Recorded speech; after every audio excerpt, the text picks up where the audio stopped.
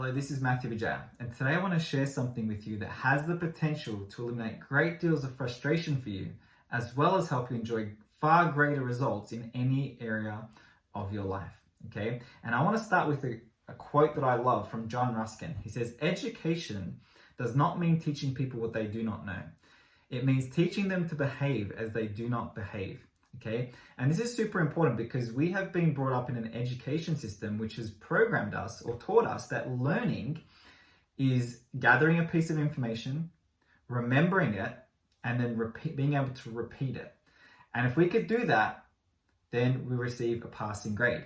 Okay. Now, unfortunately, in the real world, when it comes to producing real results, knowing is not enough. You could meet people who are intellectually brilliant. They're so smart, okay? But their results tell you that they actually don't know anything, okay?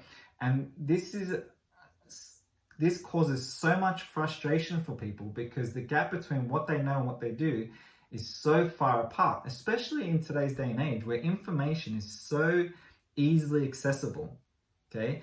You know, you carry around a phone and you can just type something in and the information is there instantly, okay? Now, I remember when I was first getting into personal development, I experienced this in such a big way, where I was just reading so many books, I was watching so many YouTube videos, I was listening to podcasts, I was listening to audiobooks, and I was just flooding this information, but my results weren't really changing. And I started to question, because I was getting frustrated. I'm like, what is going on here? And it was only when I went to meet Bob Proctor in December 2014 where he helped me understand why this was happening, okay? The part of your mind that gathers the information is not the same part of your mind that's actually controlling your body or your behaviors, which then produce your results, okay? So your behaviors produce results, but the behavior is not the primary cause, okay? 96 to 98% of your behaviors are actually subconscious. Only 2 to 4% are conscious. So with anything that you want in life, you've got to rewire the subconscious mind in alignment with the result that you want, okay? I'm gonna repeat that. With anything that you want in life, you have to rewire the subconscious mind in alignment with the result that you want. I'm going to draw something for you so you can really understand what I'm sharing with you here, okay? I want you to let this circle here represent the mind, okay? It's not what the mind looks like, it's just a representation, okay? I'm going to split the circle up into two, the top half being the conscious mind, the bottom half being the subconscious. Now I'm going to add a little circle down the bottom, okay? That's the body, that's the physical side of our personality. Now, the body is just an instrument of the mind. And what I mean by that, it means that the body is 100% of the time being controlled by one of these two parts of the mind, the conscious or the subconscious. And like I was saying to you, 96 to 98% of our behaviors and our results are actually subconscious. Only 2 to 4% is conscious. So we are pretty much running our day in autopilot, okay? And I want to give you an example. So imagine that I want you to think of when you first started driving a car, okay? You had to consciously think of everything that you had to do. You had to think about indicating, you had to think about doing a head check, you had to think about, pushing the brake instead of the accelerator, okay? There was all these things that you had to think about. But now when you get in the car, you don't have to think about any of those things. You can do a million other things while you're driving. I've seen people shaving while they're driving. I've seen people eating their breakfast or doing their makeup while they're driving, okay?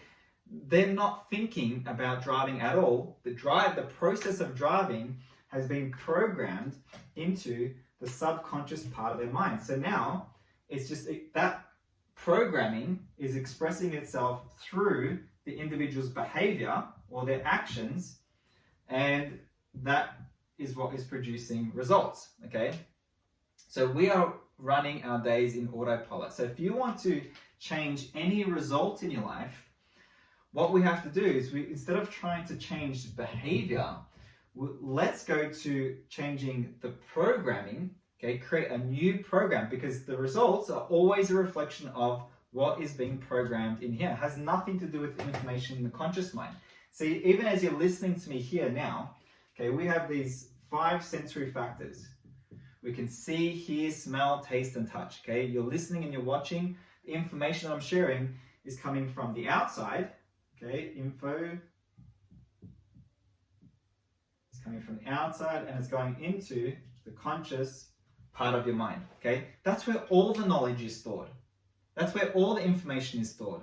Okay, but like I said, that is not what is controlling the behavior or producing the result. So what we want to start doing is like, okay, let's identify the results that we want to improve, understand that that's a reflection of a pattern or a program in our subconscious, and we have to alter this program to produce a new result. Okay, otherwise, if you're just trying to change the behavior, you know, you might watch a great video, or you might have a motivational speaker come and, you know, do a great talk for you, or you might attend an event or something, and you're on this high, you're all pumped up, you're motivated, and for a few days you're in this new behaviors, new actions, you know, you're feeling on top of the world, and a week or two goes by, and before you know it, like, you're back in the old pattern, back in the old behaviors. Why is that? Because the information was there.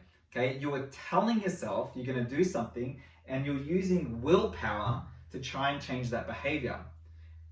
It's not going to last very long. Okay, it's like pulling back an elastic band. Okay, eventually it snaps back. So to create permanent change, you want to start overriding the old conditioning. Okay, so you want to take the new piece of information like this, okay, and learn that you need to start internalizing that on a subconscious emotional level.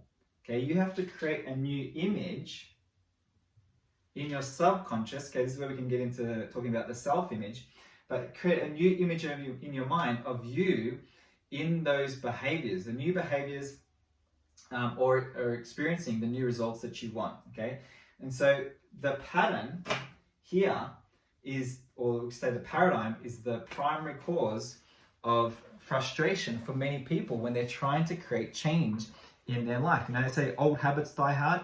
Well, the reason why is because it's just an idea that has been accepted on a subconscious level.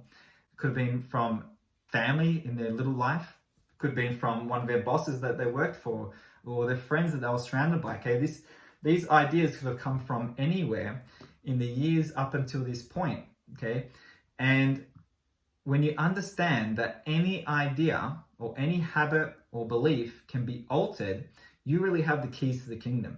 You can change absolutely anything in your life if you understand this process. Now, the key thing when it comes to shifting paradigms or shifting these ideas is you never want to work on too many things at one time. Okay? When you're trying to change too many things at once, you end up changing nothing. So I always tell my clients, you want to work on 1 or 2 things at a time. Okay? Just 1 or 2. And you'll know when that paradigm is being changed, when you no longer have to think about the new behavior. Okay? And I also want to make a point here that a paradigm is not something that's negative. And it's not even positive. Okay? It just is. In fact, some of the results or some of the parts of your paradigm might be very positive and some might be negative, because you might have some positive habits and some negative habits. Okay?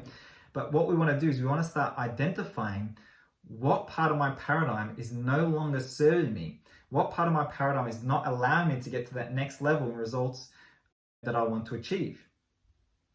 Okay, where is my paradigm limiting me in my behaviors and creating results that I don't want in my life? So you start asking yourself these questions, become aware of those 1 or 2 things that if you were to start making those changes, would help you make the most significant improvements or headway towards living the life that you'd love to live.